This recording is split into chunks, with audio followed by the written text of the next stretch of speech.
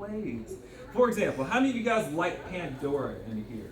Internet streaming radio stations, you have Spotify, you have Last.fm, and many other different websites out there. I was listening to Christmas music before you came inside. And I was thinking to myself, well, what could I do utilizing the tool called Wireshark to capture the information off of Pandora? Now, there are a lot of things I can do with that. Pandora sends you a song to your system, and you're able to listen to that song clear text. Well, what if I just wanted to listen to everything you were listening to and I was the guy sitting next door? If it was being passed over Wi-Fi, which in case my laptop is listening over Wi-Fi, I can rebuild an entire file when it comes to Pandora. So take a moment so you can see that I was on Pandora. I'm going to bring up my browser again. Go to my Pandora tab, and I've been listening to music consistently. I've got skating and all kinds of wonderful Christmas music from Charlie Brown to Holly Jolly Christmas, so on and so forth, blah, blah, blah. Coming back to Wireshark, if I know how to manipulate Wireshark, I can set a filter. Like http dot content underscore type. And then take that and match it. Parentheses it, audio slash star. Apply that. And I can see all the audio MP4 songs that have been played in the environment. I'm going to change my resolution to help you guys out. What is that? Give it a moment. And does that work better? I think it does. Yes? Yes. Awesome. So we have the MP4 files of all the songs that I've listened to on Pandora so far.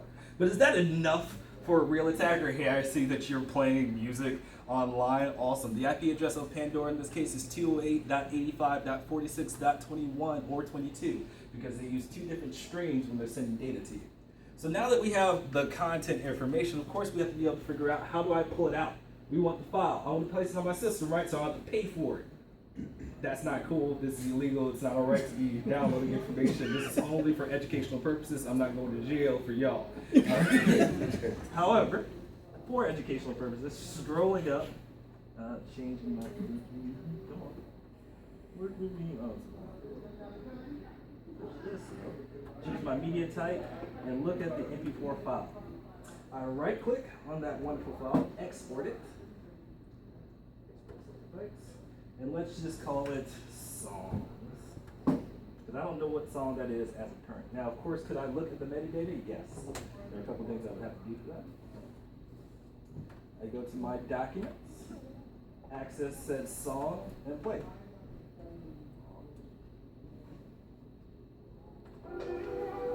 And I'm able to actually pull said music that was even played at the time. Wireshark can look at anything that is passed over the wire in the air on your network in clear text. Understanding how to manipulate Wireshark is the hardest part. Now, can any computer use Wireshark? Yes. Windows, Linux, Mac, it really doesn't matter what you're utilizing at any given time, but everybody can use Wireshark. So this is why we encrypt our data, so nobody knows what we're passing over the internet. Because who wants to know that you're watching or your boyfriend or girlfriend while you guys are Skyping together? I could potentially pull that out as well. While you're having a conversation on the phone over IP, because some of you connect your phones onto the Wi-Fi, I can listen to that call as well, unless it's encrypted. Which is the point? Everybody good so far? Have I derped anybody? I see a lot of eyes that are getting, dude, it's too much. Right. Moving along. So of course the idea is this. If you encrypt, I can't break it. His laptop's encrypted. Let's build $1 million cluster to crack it. No good. It's 49.6-bit RSA. Blast! Evil player fool. It's a problem.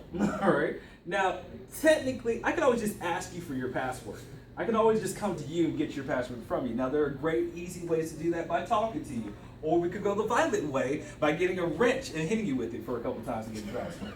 There are always things to get a encryption to be decrypted, but obviously on the internet, nobody's going to come directly to you. So if we are encrypting on the internet, they're not going to be breaking your data. If they're standing in front of you, maybe not. You might say, yes, this is my password, please don't hurt me. I understand. All right. Nevertheless, encryption is very important. So we already talked about Wireshark, so we pass that. Anonymous. Who can tell me of the most recent hack they remember other than the OPM advice? I don't care about government. What about you as an end user? What have you experienced? What have you seen? Target hack? Home Depot. Home Depot? Okay. Can't hear you. Heartbleed. The heartbleed bug. Okay, I'll take that. Fair enough. But SSL. Anybody else? Maryland's hacked. That's true. Absolutely true. All right. How about Sony PlayStation hacking my gamers in here? I see somebody like, yes, of course. All right. With Xbox during the holiday season, we were being denial of service from Lizard Squad. All right. Westboro Baptist Church. There are many individuals who have been hacked for good reasons, for bad reasons. Doesn't really matter. But a hacker is capable of being able to see, interpret, modify data if it is not properly encrypted. And encryption is not the only thing I have to do. Key exchange is very important as well. So, with that in mind, I'm going to do something for key exchange. How many of you guys use Wi-Fi on a day-to-day basis? We love Wi-Fi, right? And I'm not talking about just your cell phone 4G traffic. No, I got on the Wi-Fi network. My phone always sits on Wi-Fi. If I walk into the house, it immediately connects. I don't have to do anything at all. That's a problem. All right, it's a very big problem.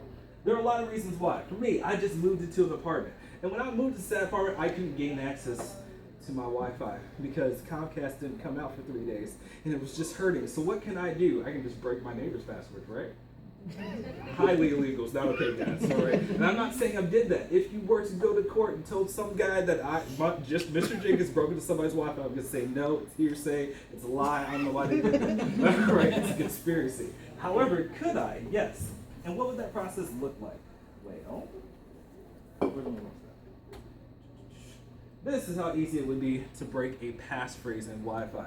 Now I created this test network that is 8 characters, and I'm going to test around 35,000. Nope, 3,500. No, because my mathematics is wrong. Yeah, 350,000 different keys. By the time this gets done, in about a minute, I will be breaking said Wi-Fi password on the network known as Harkino. Now this is only numbers. But think about how long your passwords are. Take a moment. Mathematically speaking, with processing power today, thanks to i7s, i5s, clusters and servers that I can build out, I can go to Amazon and combine a couple of more processing powers and then run one of these against it. If your password is less than 20 characters today, the ideal of breaking your password, depending on certain techniques used, doesn't take as long as people used to think. Astronomical, it's going to be more than 150 years, you won't break my password. That's not true with passwords under 20 characters anymore today. All right. Now, of course, we have a lot of security controls that are in place to avoid somebody doing thousands upon thousands of tries. You get 3 to 5 tries until it's over, right? But we've done things against that too. Social engineering techniques. How many of you guys start your password with a capital letter? Think about it. Don't raise your hand. Don't tell me. Just think about it for a moment. Oh, crap. All right. What's he getting at? Afterwards, you do lowercase because you know you're supposed to do 2 uppercase letters, 2 lowercase letters, 2 numbers, and then 2 special characters. Most people put their special characters in the back end. I'm done in under a minute and a half breaking this password. And was my math right? Just under 35, 350,000 are the keys. I don't know why I keep trying to say 35,000. It's killing me. Understanding that if you don't, 1, do proper encryption, 2, proper key exchange is the point. Key exchange is done over Wi-Fi all the time. The best time to break a WPA2 password, or to get your WPA2 password, is your device connects into the network. So all your cats who are coming home from school and whatnot, your phones are connected in automatically, and your buddy comes home with you, and I sniff the Wi-Fi network and grab it out of the air, I now have the passphrases home as well. All I have to do is go home and try to break it, so I can know what the clear text variant of it is. There are many different means of attacking encryption. There are many ways of attacking your data and understanding that these tools out here exist. This tool is called the AirCrackNG suite. It comes with around 17 different tools. It is free, easy to download, and very easy to use as well. Plenty of tutorials out there. There is no reason why you should not be using proper security. So how do you secure your Wi-Fi then? Nobody knows. Alright, I thought I was supposed to use WPA2. Is that not enough? No, it is not enough. I can break your passphrase very easily. Alright, now, how much time will I put into it? How much processing power will I put into it? Is the next question, but I can still break it. Have you ever heard of 802.1x before? Authentication protocol used on layer 2. For those of you who do not know what 802.1x is, it is a means for creating a certificate for this computer. And I can authenticate this device on my network. So now, if it's not a device that I own, it doesn't matter if they know what the passphrase is. They can't talk to my network anymore. Can I do this on Wi-Fi? Yes, it's called 802.1 S, but it's also known as EAP, Extensible Authentication Protocol. So the actual 802 IEEE standard is called 802.1S. Look that up if you need to. So of course, it doesn't matter if you're using B, G, N networks. For those of you who heard of AC routers that are so fast and awesome, I'm still able to break into them as long as I have an adapter that can keep up. I can understand how the key exchange is being done. Good? I see a lot of faces. All right. Some people are fading. I know it's getting late. So, taking that into account, once I break into your network, you're pwned. All right. That's what it is. Who can tell me what the definition of pwned is? Nobody? You have been overwhelmed by a superior power or force, i.e. me, all right, to the point where you've been destroyed.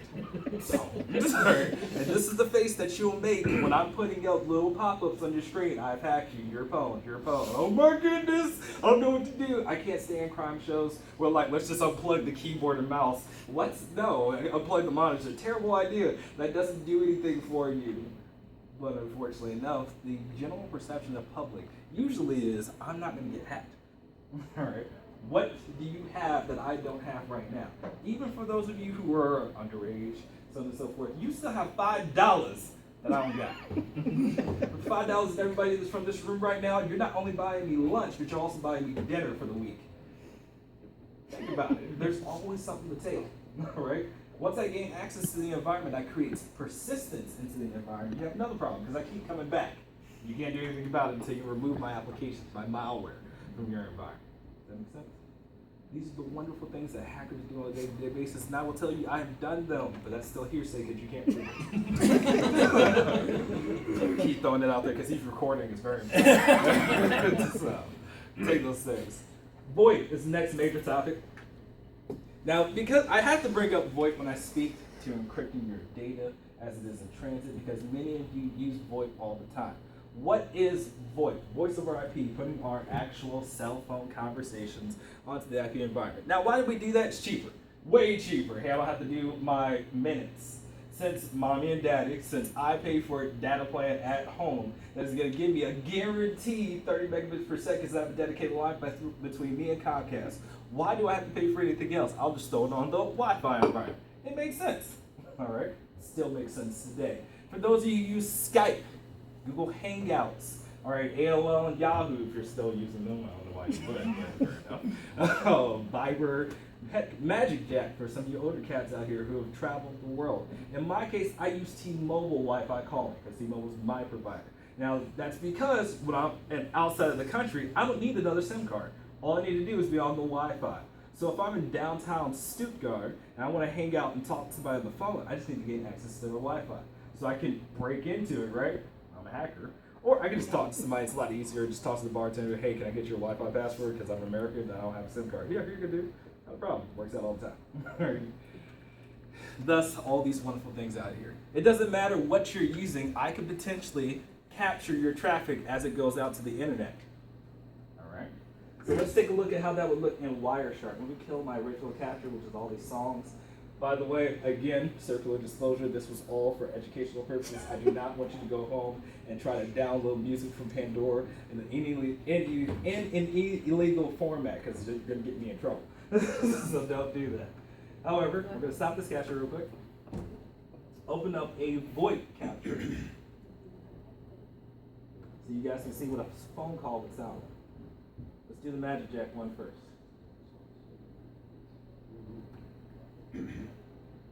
Oh, that's right. So there's Magic Jack in this building flying around right now? No, I did this a little earlier. It's just a test, so you can see it that be done.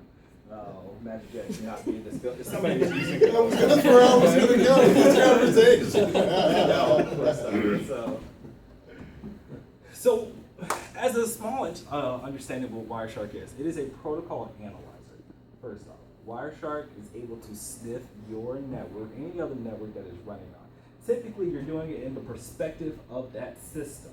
So in order to see other people's traffic, you need to have people's data come to you. Whether or not you connect your device into a switch that has something known as the span port, which is mirroring traffic. whether or not you reroute data to you and act as a proxy before data goes out to the internet. You do things using a tool similar to Squid, for example. There are many different tools out there that can allow you to have traffic come to you, so you can either get a full copy of it or be a full man in the middle. In order for Wireshark to work for you to look at other people's data. To look at your own is an entirely different story. I am very good at looking at other people's data because I understand how data passes on the network. Thus, in this case, we did a couple of things to make sure the data passed to me, loaded it inside of Wireshark, and was able to do this. I don't know if it's going to be loud enough. Let's hope. Oh no! That's not fair. I've got too many things running in terms of sampling. Kill that. Kill that. Sure no other audio is interfering with my stuff.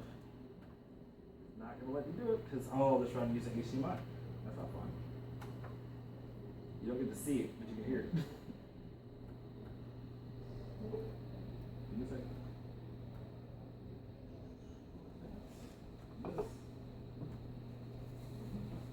I hate when things don't work just 100% the way you want it to, right? You capturing his keystrokes with that camera? That's not a good idea. He puts it to You're right, hacking's easy. And see, I have a standing deal. If you hack me, I'm going to hack you back. So you're just not going to like me hacking you. Because allegedly, I'm currently still hacking a young man who thought that it was a good idea to break into my Wi-Fi. I dropped a Trojan onto his phone, and every time he connects his phone to any device, it essentially calls back to me, and I control the device. So from there, I just delete all of his data, essentially, and I keep showing him how much he sucks and he's a loser. You hack me, I hack you back. That's standard premise. Just a standing premise. Alright, my son's gonna worry about with the sound. It was a hypothetical story. Hey, did you not hear the allegedly part? I know you heard allegedly. I'm sure I said that. Did you capture that on film? Because I need to make sure I said allegedly. He said allegedly. I heard it. And I didn't say any young man's name either, so that's also important. Nevertheless, my sound is not working properly with Wireshark in this case. However, allow me to show this portion.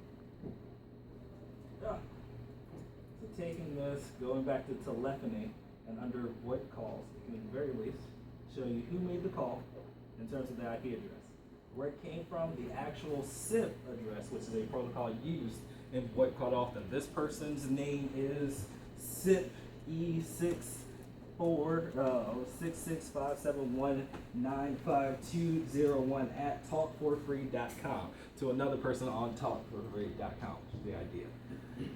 There are many protocols out there that are susceptible to information as it gets passed into the environment. And of course, the decoder shows the actual sampled information, which is I can't play the sound right now because my driver's not working properly. So you can actually have the hello, the rings, so on and so forth, and all the audio information between the two, which is just a test call. Test 1, 2, 3, which is right here, and these are the ringtones that are actually being displayed. Encrypted VoIP, when you have encrypted traffic, which Google Hangouts does by default. Skype does not encrypt its traffic by default. Can you encrypt it? Yes, yes you can, but it does not do it by default. All right, other tools like FaceTime, I think it is, from Apple.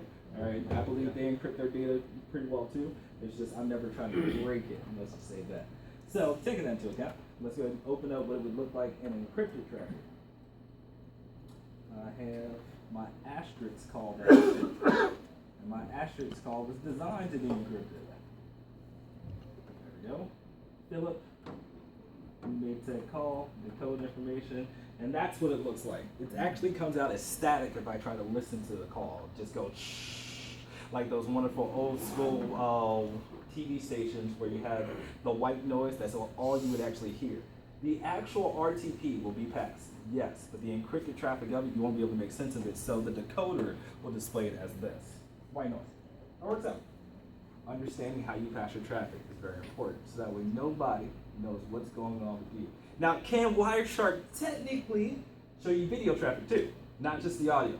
Yes, yes it can. So now I can not only listen to the call, but I can watch both you and your friend while you guys do dumb crap online.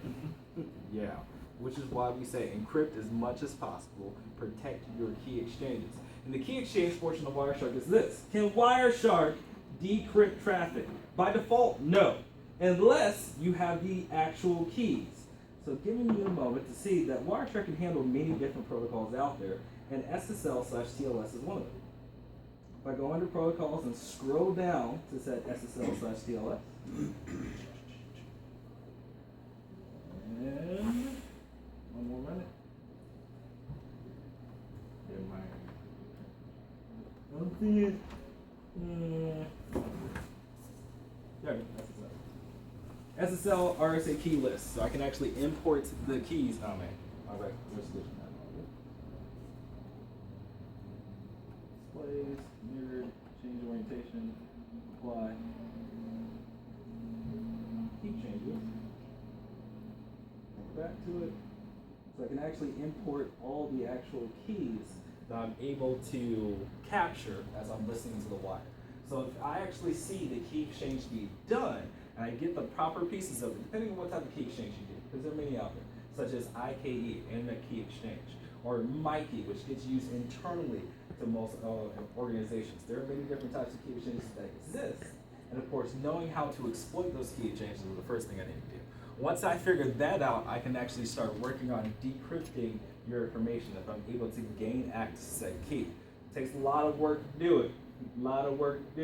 And if some hacker is able to look at your information as it's encrypted on the wire, that means you've probably already been pwned a couple times over, all right, to be honest with you.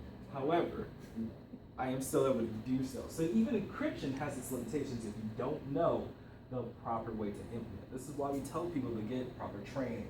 Have guys like me, specialists who are penetration testers, specialists who are system administrators, engineers, who have a full understanding of networking and security related topics to work in your environments. For those of you who are thinking about pursuing a career for us, sorry, could you be like me and a hacker? Yes, but my job is to do penetration testing, to show you what your security posture is, where your holes are, and what to do to secure it.